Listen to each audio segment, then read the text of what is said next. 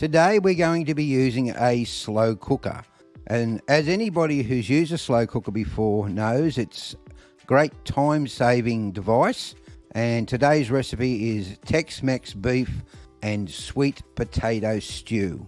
And let's get cooking. The first thing we need to do is cut up 800 grams of beef and cut them into 5 centimetre pieces and place them in the bottom of the slow cooker. Also get some sweet potato, peel it and cut them into 5 centimetre pieces. Chop up a medium onion and then grab a 400 gram can of diced tomatoes. Next, grab a mixing bowl and put in a half a cup of beef stock, 2 teaspoons of ground cumin, 2 teaspoons of ground oregano, 2 teaspoons of Mexican chili powder, 1 green chili chopped finely, 3 cloves of crushed garlic, 1 capsicum chopped coarsely, half a cup of coriander. Stir the mixture and pour over the beef and put on low for 8 hours and season with salt and pepper to taste, remembering to put on the lid while you're doing it.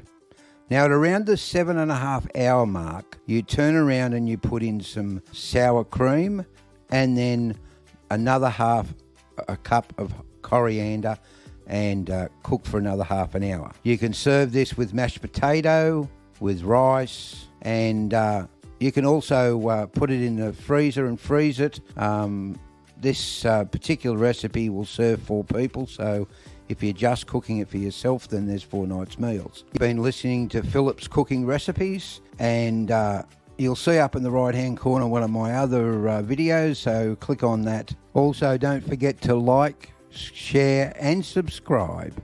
And until next time, bye for now.